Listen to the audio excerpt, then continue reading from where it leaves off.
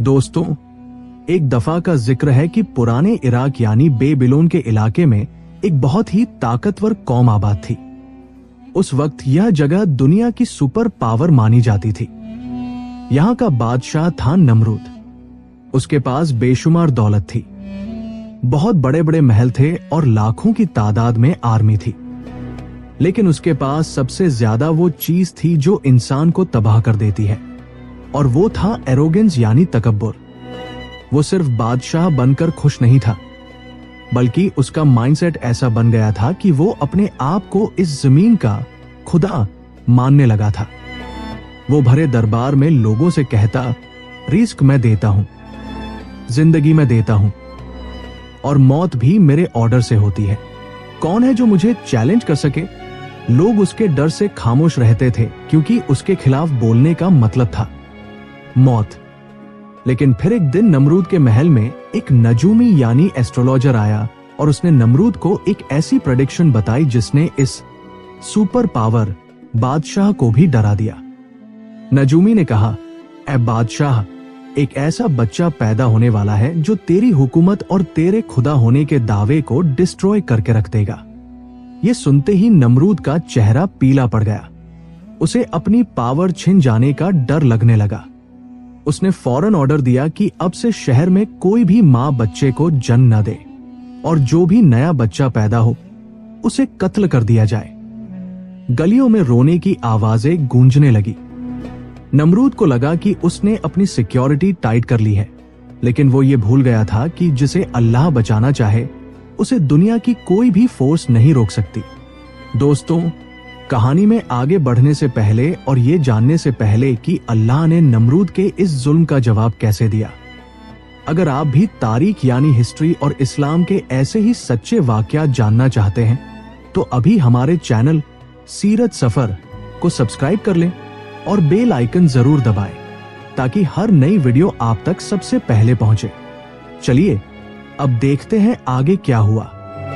जब नमरूद के सिपाही शहर के हर घर में बच्चों को ढूंढ ढूंढ कर मार रहे थे, अल्लाह ने अपना प्लान शुरू कर दिया था। हजरत इब्राहिम अलैहिस्सलाम की वालिदा ने शहर से दूर एक पहाड़ी की केव यानी गुफा में पनाह ली। वहीं पर दुनिया की नजरों से छुपकर हजरत इब्राहिम अलैहिस्सलाम की पैदाइश हुई। जहां बाहर मौत का डर फैला हुआ था, वहीं उस अंधेरी गुफा में हक की रोशनी जल चुकी थी। हजरत इब्राहिम अलैहिस्सलाम की परवरिश शुरू में उसी केव में हुई। जब वो थोड़े बड़े हुए और पहली बार गुफा से बाहर निकले तो उन्होंने कायनात यानी यूनिवर्स को ऑब्जर्व करना शुरू किया। रात का वक्त था और एक बहुत चमकीला सितारा चमक रहा था। बचपन से ही उनके माइंड में ये सवाल था कि आखिर इस दुनिया का असली क्रिएटर कौन है? क्या ये बुत खुदा है या कोई और? उन्होंने उस चमकते सितारे को देखा और सोचा, शायद यही मेरा रब है। लेकिन कुछ ही देर बाद वो सितारा डूब गया। इब्राहिम अलैहिस्सलाम ने कहा, नहीं, जो चीज छुप जाए या डूब जाए वो खुदा नहीं हो सकती। मुझे डूबने वालों से मोहब्बत नहीं। फिर उन्होंने चांद को देखा जो सितारों से ज्यादा बड़ा और रोशन था। उन्हें लगा शायद ये खुदा है, लेकिन सुबह होते ही चांद भी गायब हो गया। फिर सूरज निकला। इतनी तेज रोशनी, इतनी पावर। इब्राहिम अलैहिस्सलाम ने सोचा, ये तो सबसे बड़ा है, यही खुदा होना चाहिए। लेकिन शाम हुई और सूरज भी ढल गया, अंधेरा छा गया। ये देखकर हजरत इब्राहिम अलैहिस्सलाम को रियलाइज हो गया कि ये सब चीजें, चांद, सूरज, सितारे, खुद किसी और के सिस्टम में चल रहे हैं। ये खुद अपनी मर्जी से नहीं चल रहे। उन्होंने फैसला कर लिया कि मैं सिर्फ उस रब की इबादत करूंगा जिसने इन सब को क्रिएट किया है, ना कि इन चीजों की जो खुद खत्म हो जाती है। यहीं से उनका मिशन शुरू हुआ, लोगों को एक सच्चे खुदा की तरफ बुलाने का। जब हजरत इब्राहिम अलैहिस्सलाम को यकीन हो गया कि असली पावर सिर्फ अल्लाह के पास है, तो उन्होंने अपनी कौम को देखा जो पत्थरों के बुतों यानी मूर्तियों के सामने सिर झुकाए बैठी थी। सबसे अफसोस की बात यह थी कि उनके अपने वालिद आजर खुद इन बुतों को बनाने वाले आर्टिस्ट थे।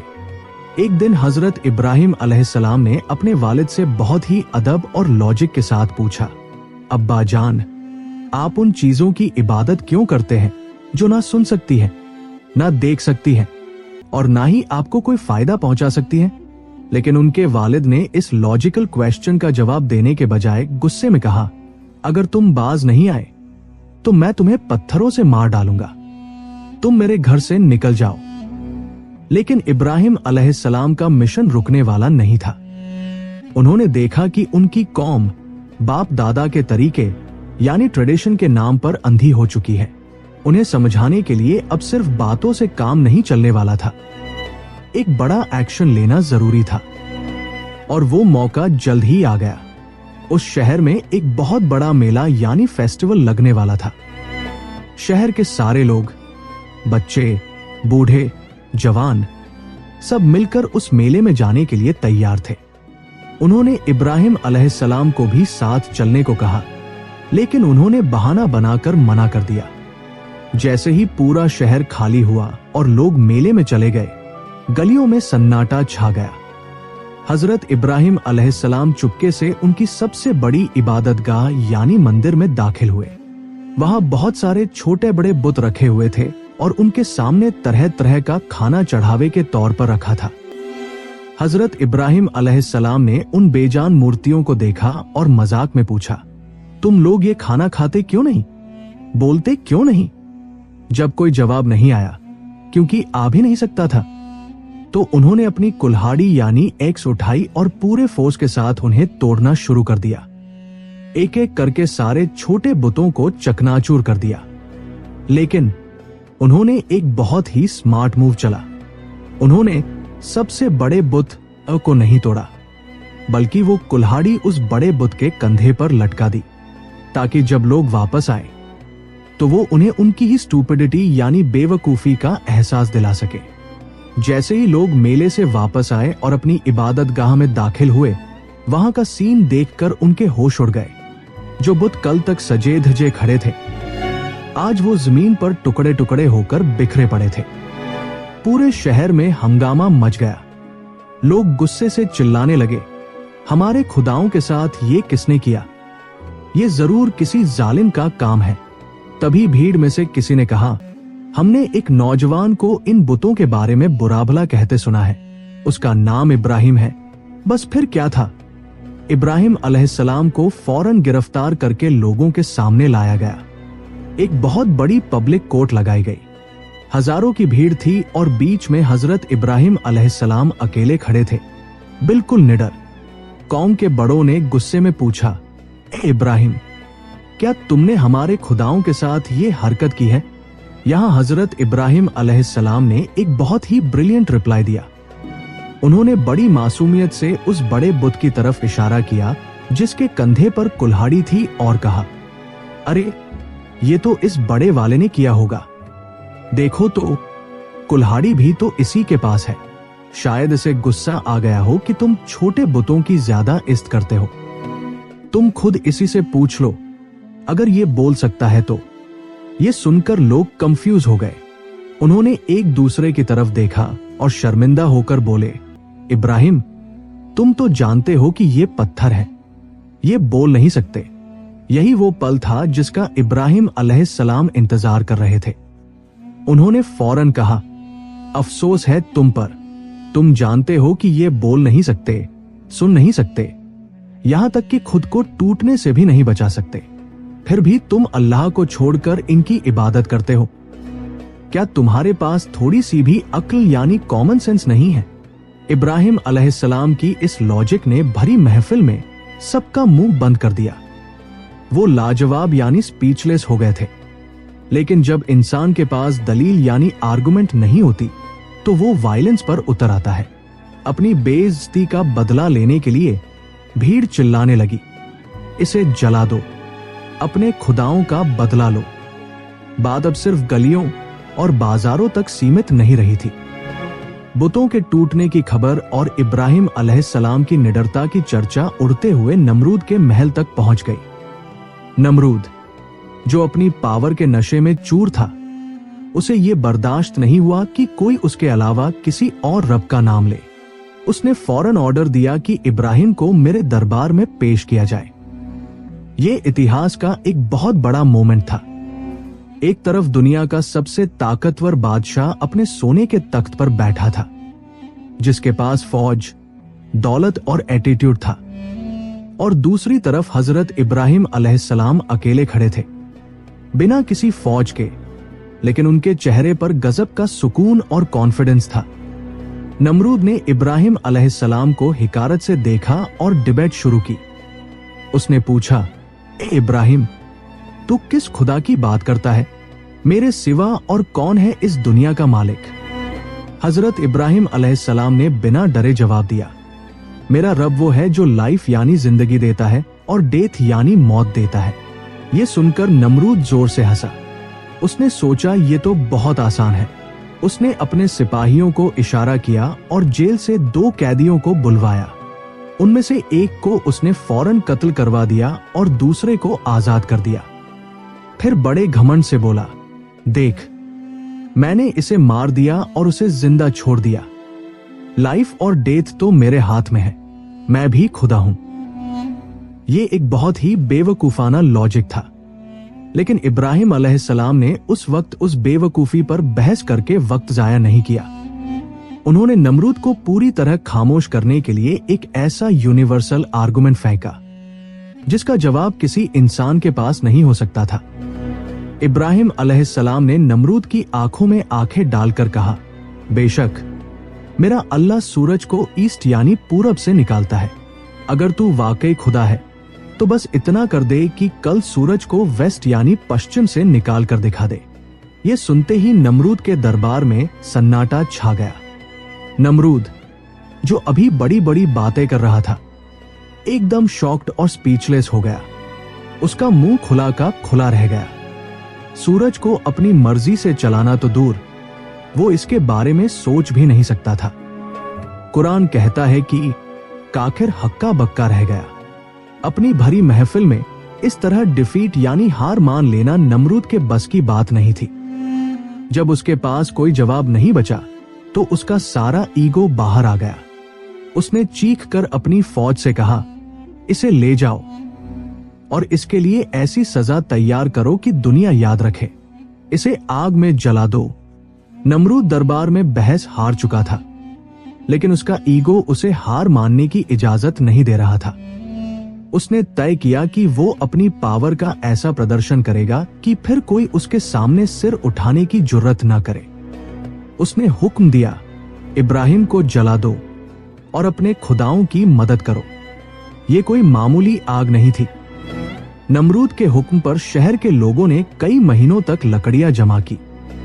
एक बहुत बड़ा मैदान चुना गया और वहां लकड़ियों का पहाड़ खड़ा कर दिया गया। जब उसमें आग लगाई गई तो लपटें इतनी ऊंची उठीं कि आसमान को छूने लगी। हिस्ट्री गवाह है कि वो आग इतनी भयानक थी कि अगर कोई परिंदा भी उसके ऊपर से गुजरता तो वो जलकर राख हो जाता और नीचे गिर पड़ता। उसका टेम्परेचर इतना ज्यादा था कि कोई भी इंसान उसके पास जाने की सोच भी नहीं सकता था। अब नमरूद के सामने एक टेक्निकल प्रॉब्लम आ गई। आग की तपिश इतनी ज्यादा थी कि इब्राहिम अलैहिस्सलाम को उसमें फेंका कैसे जाए। कोई भी सिपाही आग के करीब नहीं जा सकता था। तब नमरूद को एक आइडिया दिया गया, मंजनीक का। यह एक तरह की मशीन थी जिससे भारी चीजों को दूर से फेंका जा सकता था। हजरत इब्राहिम अलैहिस्सलाम के हाथ पे रस्सियों से बांध दिए गए और उन्हें उस मशीन पर बिठा दिया गया। पूरी दुनिया तमाशा देख रही थी। जमीन पर नमरूद खुश था और आसमान पर फरिश्ते बेचैन थे। रिवायतों में आता है कि जब उन्हें आग में फेंका जाने वाला था तो जिब्रील अलैहिस्सलाम आए और पूछा, ए इब्राहिम, क्या आपको मेरी कोई हेल्प चाहिए? मैं एक पल में इस आग को बुझा सकता हूं। लेकिन हजरत इब्राहिम अलैहिस्सलाम का ट्रस्ट यानी तवक्कल अपने रब पर इतना मजबूत था कि उन्होंने कहा, मुझे तुम्हारी जरूरत नहीं, मुझे मेरा अल्लाह काफी है। हस्बुनल्लाहु व नियमल वकील। जैसे ही उन्हें हवा में उछाला गया और वो आग के बीच गिरने वाले थे, अल्लाह ने अपने सिस्टम को हुक्म दिया। अल्लाह ने आग से कहा, आग, इब्राहिम पर ठंडी हो जा और सलामती बन जा। और फिर वो हुआ जो साइंस और लॉजिक से परे था। आग ने अपना काम यानी जलाना बंद कर दिया। वो सिर्फ ठंडी नहीं हुई, वरना इब्राहिम अलैहिस्सलाम ठंड से जम जाते, बल्कि वो सलामती बन गई, यानी परफेक्ट टेम्परेचर। आग ने सिर्फ हजरत इब्राहिम की रस्सियों को जलाया, लेकिन उनके जिस्म या कपड़ों को खरोंच तक नहीं आई। लोग दूर से देख रहे थे, उन्हें लगा इब्राहिम जल गए होंगे, लेकिन जब धुआं हटा तो उन्होंने देखा कि इब्राहिम अलैहिस्सलाम आग के बीच ऐसे सुकून से बैठे थे जैसे किसी बागीचे में बैठे हों। नमरूद अपने महल की ऊंचाई से यह देख रहा था और उसकी आंखों को यकीन नहीं हो रहा था। उसका सबसे बड़ा हथियार आग अब भी फेल हो चुका था। हजरत इब्राहिम अलैहिस्सलाम आग से जिंदा और सलामत बाहर आ गए। यह देखकर नमरूद का पूरा सिस्टम हिल गया। लेकिन तकब्बुर यानी घमंड एक ऐसी बीमारी है जिसका इलाज बहुत मुश्किल है। बजाय इसके कि वो अपनी गलती मानता, उसने अल्लाह के खिलाफ जंग का ऐलान कर दिया। नमरूद ने एक बहुत बड़ी आर्मी तैयार की और एक खुले मैदान में ले गया। उसने आसमान की तरफ तीर चलाए और चैलेंज किया कि मैं आसमान वाले खुदा से लड़ूंगा। वो अपनी लाखों की फौज के साथ खड़ा था, लोहे की जिरा यानी कवच पहने हुए, पूरी तरह तैयार। तभी अल्लाह ने उसकी फौज के मुकाबले के लिए अपनी फौज भेजी। लेकिन यह कोई इंसानी फौज नहीं थी, नहीं फरिश्ते थे। अल्लाह ने अपनी सबसे कमजोर मखलूक मच्छरों को भेजा। देखते ही देखते आसमान पर काला बादल छा गया। इतने मच्छर आए कि सूरज की रोशनी छुप गई। जब इन मच्छरों ने नमरूद की आर्मी पर हमला किया तो मंजर खौफनाक था। उन्होंने सिपाहियों का खून चूस लिया और उन्हें सिर्फ हड्डियों का ढांचा बना दिया। नमरूद की लाखों की फौज मिनटों में डिस्ट्रॉय हो गई। लेकिन हैरानी की बात यह थी कि खुद नमरूद को एक खरोंच भी नहीं आई। वो वहां से जान बचाकर अपने महल में भाग गया। उसे लगा वो बच गया, लेकिन अल्लाह का अजाब अभी बाकी था। रिवायतों में आता है कि उन मच्छरों में से एक लंगड़ा और कमजोर मच्छर उड़ता हुआ नमरूद के पास आया और उसकी नाक के जरिए उसके ब्रेन यानी दिमाग में घुस गया। बस फिर क्या था? वो बादशाह जो कहता था कि मैं खुदा हूं, अब एक छोटे से मच्छर के आगे बेबस हो गया। वो मच्छर उसके दिमाग में भिन भिनाता और उसे काटने लगता। नमरूद को इतना अनबेरेबल पेन यानी नाकाबिले बर्दाश्त दर्द होता कि वो दीवारों से अपना सिर टकराता। जिस बादशाह के सामने लोग सिर झुकाते थे, आज वो बादशाह अपने ही नौकरों से भीख मांगता कि मेरे सिर पर जूते मारो, डंडे मारो, क्योंकि जब उसके सिर पर चोट लगती तो मच्छर थोड़ी देर के लिए रुक जाता और उसे सुकून मिलता। सोचिए, दुनिया का सबसे बड़ा डिक्टेटर जिसके पास इतनी पावर थी, उसका एंड कैसा हुआ? उसे किसी तलवार या तोप ने नहीं मारा, बल्कि एक मामूली से मच्छर ने उसे इतना तड़पाया कि वो मौत की दुआ मांगने लगा। आखिरकार उसी दर्द और जिल्लत के साथ उसका अंत हुआ। अल्लाह ने दिखा दिया कि जब वो पकड़ पर आता है तो बड़े बड़े सुपर पावर्स भी घुटने टेक देते हैं। तो दोस्तों, ये सिर्फ एक पुरानी कहानी नहीं है, बल्कि ये हम सबके लिए एक बहुत बड़ा रियलिटी चेक है। आज हम 21st सेंचुरी में जी रहे हैं। हमारे पास टेक्नोलॉजी है, पैसा है और स्टेटस है। कभी कभी ये सब चीजें हमारे दिमाग में भी वही नमरूद वाला वायरस डाल देती है। हम सोचने लगते हैं कि मैं ही सब कुछ हूं, ये सब मेरी मेहनत है, मुझे किसी की जरूरत नहीं। लेकिन याद रखिएगा, नमरूद के पास आज के दौर के किसी भी इंसान से ज्यादा पावर थी। लेकिन उसका अंजाम क्या हुआ? एक छोटा सा मामूली सा मच्छर। अल्लाह ने इस वाक्य यानी इंसिडेंट के जरिए पूरी दुनिया को एक मैसेज दिया है कि अपनी ताकत पर कभी घमंड मत करना, क्योंकि जो रब नमरूद को एक मच्छर से डिलीट कर सकता है, वो हमारे तकब्बुर को तोड़ने में एक सेकंड भी नहीं लगाएगा। हमें अपने अंदर झांक कर देखना चाहिए। क्या हमारे दिल के किसी कोने में कोई छोटा नमरूद तो नहीं छुपा बैठा, जो हमें दूसरों को नीचा दिखाने पर मजबूर करता है? अगर हां, तो उसे आज ही मार दीजिए, इससे पहले कि बहुत देर हो जाए। असल कामयाबी एरोगेंस में नहीं, बल्कि हम्बल रहने में है।